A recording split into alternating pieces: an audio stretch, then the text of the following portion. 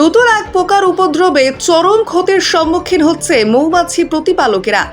এই পোকার দাপটে অনেকে মৌমাছি প্রতিপালন ছেড়ে দিচ্ছেন। সম্প্রতি স্মল হাইভ বিটল বা ছোট চাক পোকা, যার বিজ্ঞানসম্মত নাম হলো এথিনা টুমিডা, সেই পোকার দাপটে কার্যত ত্রাহি ত্রাহি রব এই জীবিকার সাথে যুক্ত মানুষদের। ইতিমধ্যেই পোকার আক্রমণের হাত থেকে মুক্তির জন্য গবেষণা শুরু করেছেন কৃষি বিজ্ঞানীরা, তবে এখনও প্রকৃত সমাধান সূত্র মেলেনি বলেই দাবি তাদের। আপাতত নানা ধরনের উপায় অবলম্বন করে এই পোকার আক্রমণের হাত থেকে রক্ষা পাওয়ার উপরই বেশি জোর দিচ্ছেন তারা। মৌমাছি পালনের মাধ্যমে মধু ও অন্যান্য উপজাত দ্রব্য উৎপাদন করে এক শ্রেণীর যুব সমাজ যেমন রোজগার করে আত্মনির্ভর হয়েছেন, তেমনি পরাগ মিলনের মাধ্যমে ফসল উৎপাদনে এই জগতের জীববৈচিত্র্য সংরক্ষণে সহায়তা করে মৌমাছিরা। যে পরিবেশ পরিষেবা দিয়ে চলেছে তারও অর্থনৈতিক গুরুত্ব কম নয়। সারা বিশ্বের মধ্যে ভারতবর্ষ বর্তমানে মধু উৎপাদনে দ্বিতীয় স্থানে রয়েছে। পশ্চিমবঙ্গ মৌমাছি পালন ও মধু উৎপাদনে দেশের মধ্যে প্রথম সারির রাজ্যগুলির মধ্যেই পড়ে।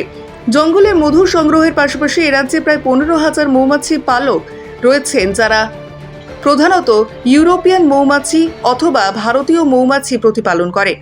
এখানে 100টি এপিস মেলিফেরা কলোনি থেকে বছরে 3 থেকে 5 লক্ষ টাকা পর্যন্ত রোজগার করা সম্ভব।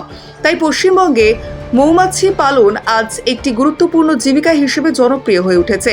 নিমপিট রামকৃষ্ণ আশ্রম কৃষি বিজ্ঞান কেন্দ্র কৃষি বিজ্ঞানীরা অত্যন্ত গুরুত্ব দিয়ে এই পোকার আক্রমণ সম্পর্কে সজাগ থাকতে হবে মৌমাছি পালকদের।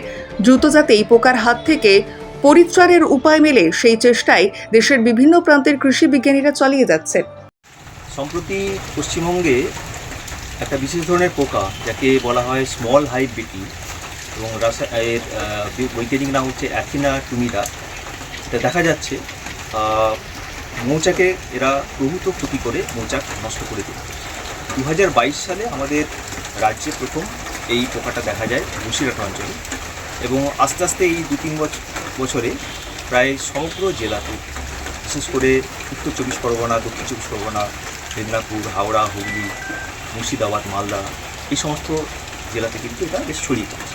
এই পোকাটার বিশেষত্ব হচ্ছে এরা একটা বিটল গোত্রীয় পোকা, এবং রাত্রিবেলায় বিশেষ করে এরা উড়ে বেড়ায়, নিবিডুলিড ফ্যামিলি, এবং এদের জীবনের দুটো দশা এরা দুরকমভাবে এরা অতিবাহিত করে। একটা দশা তারা অতিবাহিত করে মৌচাকের মধ্যে, আর একটা দশা মাটির মধ্যে। তো পূর্ণাঙ্গ পোকা খুঁজে খুঁজে মৌচাকের মধ্যে তারা প্রবেশ করে, মৌমাছির গায়ের একটা গন্ধে আকৃষ্ট হয়ে এবং মধু এবং পরাগের গন্ধে আকৃষ্ট হয়ে তারা মৌচাকের মধ্যে প্রবেশ করে। সেখানে তারা মৌচাকের বিভিন্ন জায়গায়, ফ্রেমের ওপরে বা বিভিন্ন খাঁজে, এমনকি কুটুরির মধ্যে তারা ডিম পাড়ে। ডিম ফুটে যে লার্ভা তৈরি হয়, সেই লার্ভা 3-4 দিনে বড় হয়। বড় হতে হতে তারা মৌচাকের মধ্যে যাবতীয় জিনিস যা আছে, মধু, পরাগ, মোম, মৌমাছির শাবক, এই সমস্ত কিছু খেয়ে তারা নষ্ট করে, এবং আস্তে আস্তে তারা মৌচাক থেকে বেরিয়ে মাটির মধ্যে প্রবেশ করে পিউপা তৈরি করে।